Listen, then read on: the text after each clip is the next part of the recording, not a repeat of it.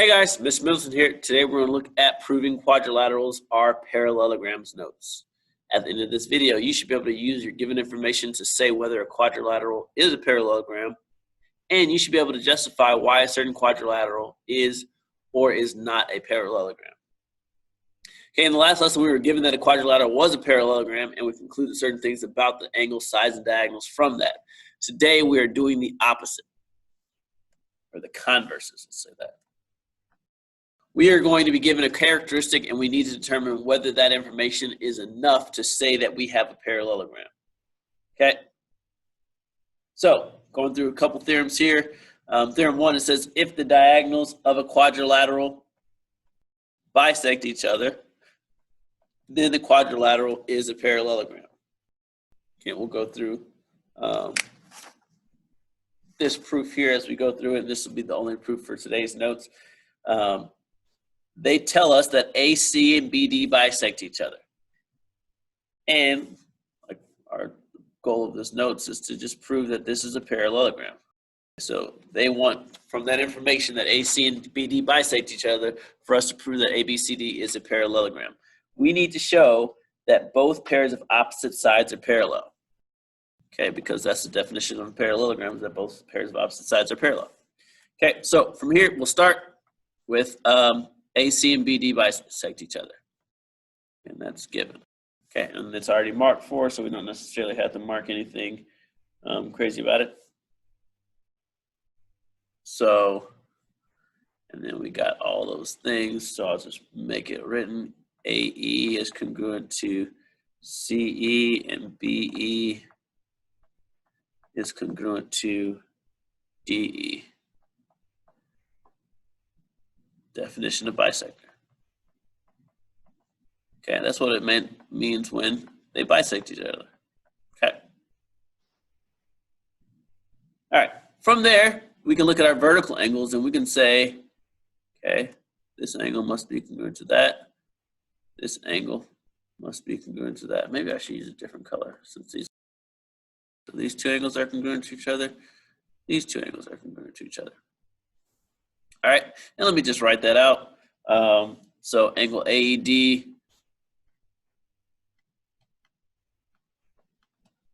is congruent to angle CEB, and then angle BEA is congruent to angle DEC. Okay, so BEA, DEC, AED, CEB. Okay, so we see those two angles. All right, and that's all because of vertical angles. Vertical angles theorem says that vertical angles are going to be congruent. Okay, and so now with all these markers that we have side, angle, side, side, angle, side. Between these two, so we can say that triangle, say 1 and 2 are congruent to each other, side, angle, side, and that triangle 3 and 4 are congruent to each other, side, angle, side. So say triangle AED is congruent to triangle CEB because side, angle, side. And I can say that triangle BEA is congruent to triangle DEC, side, angle, side. Okay, so from there, I need to try to remember, we're trying to prove that these two lines are parallel, that we have two pairs of opposite parallel sides. So from there, I'm looking for angles. Remember that from opposite parallel sides, we used alternate interior angles a bunch, so that's what I'm looking to say, that if I can prove that my alternate interior angles are congruent, then I can prove that my lines must be parallel, and so I can do that. I can say BAC, see that? BAC and DCA are congruent because of CPCTC. And I can say the same thing about DAC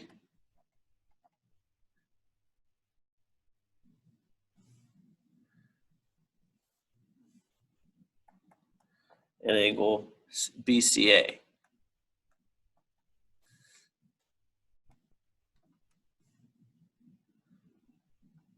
Okay, those are both congruent because of CPCTC.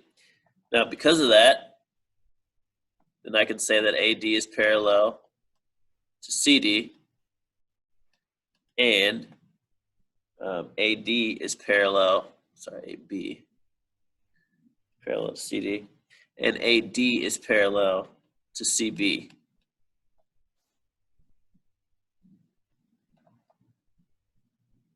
And that's the converse of alternate interior angles theorem.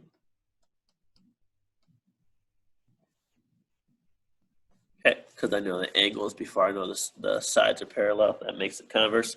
And so finally I can say that ABCD is a parallelogram. Definition of parallelogram. Right, now that I've proven that we have two pairs of opposite or parallel sides, there it goes. All right, so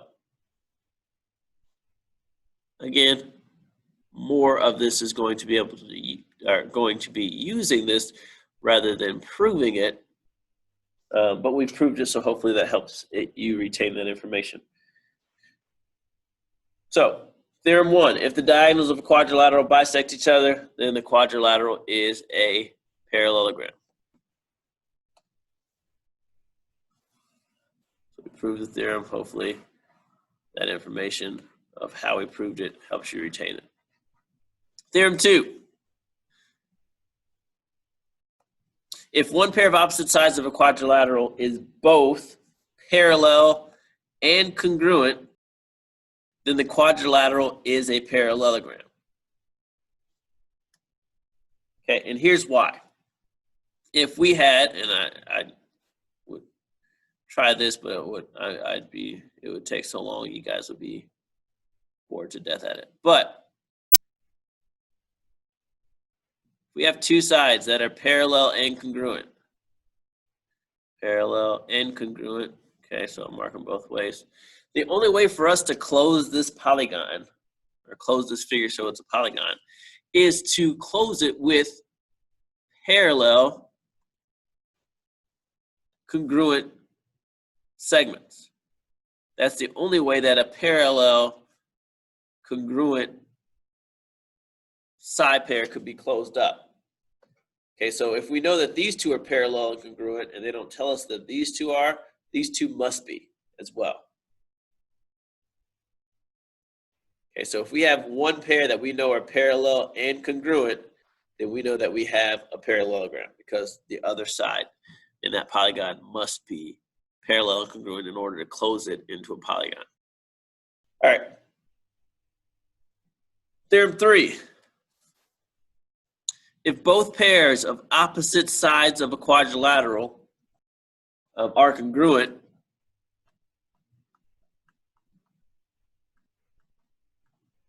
then the quadrilateral is a parallelogram.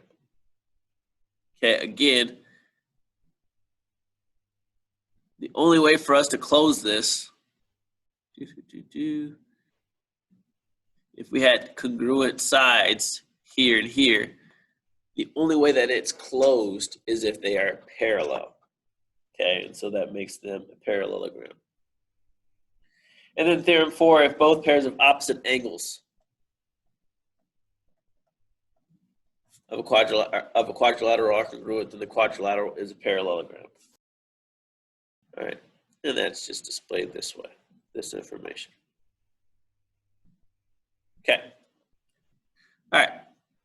So here's some problems that you'll run into. It says find the values for the variables that would make the quadrilateral a parallelogram. So the way that this question set up is basically asking you what properties does a parallelogram have with these figures. So they might do this with sides, they might do this with angle measures, they might do this with diagonals. But here they're giving us diagonals, and they're saying if this is a parallelogram, what would the values of x and y be? And our job is going to be, okay, if this is a parallelogram, that would mean the diagonals bisect each other. So this should be equal to that, and this should be equal to that. So if this were a parallelogram, this statement would be true. Let me solve. If this were a parallelogram, this statement would be true. Let me solve. Okay, and so as we solved, we subtract y from both sides. Y minus 7 equals 2. Add 7 to both sides. Y equals 9. Boom. Okay, subtract x from both sides. 2x equals 5. Divide by 2. X equals 5 over 2. Or 2.5. Okay. All right. Now, 1, 2, 3, 4, they're asking us, is the information in the diagram enough for us to say that this quadrilateral is a parallelogram? We're going to basically be referencing back to the theorems that we've established at the front side of these notes. So number 1, is this enough information to prove that the quadrilateral is a parallelogram? Here we see that we have all 4 sides marked as congruent. So yes, the markings actually show us that it's a rhombus, but our theorem earlier said if both pairs of opposite sides are congruent, then the quadrilateral is congruent. So here we do have both pairs of opposite sides congruent. Okay. Number 2, we're given a pair of opposite sides congruent and a pair of opposite sides parallel. Okay. Now this is close to theorem 2, but in theorem 2 we said we needed a pair of opposite sides to be both congruent and parallel. Here this is not enough information.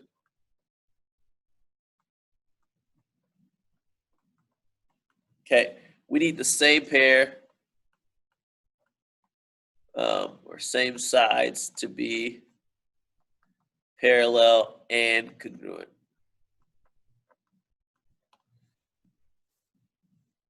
Number 3, here they're giving us diagonals with these markings to say, is this a parallelogram?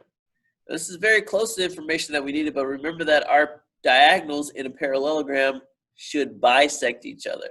And so even though we see 2 1-hash markers, notice that they're not being bisected, being created this way. Okay, and so does not work out because we need 1 here and then 1 here. We have 2 here. These aren't congruent. Okay, notice these aren't congruent either. So no, doesn't tell us that. Does not show diagonals being bisected. Okay, and then number 4, we have m here. I'm going to say that's a variable for the length, and then these sides are parallel. So really, it's what we were asking for number 2. Even though it's a different way to mark it, they didn't give us the hashes here. Okay, but this would be the same way as if they told us that this is like, 8 and 8. Okay, it's the same. We know that they're congruent to each other. So yes, this is theorem 2. And you don't have to remember theorem numbers, but because these notes are right in front of us, this is theorem 2. We have 1 pair of congruent parallel sides. Opposite congruent parallel sides. Okay. So there we go. That is proving quadrilaterals to be parallelograms. All right, see you.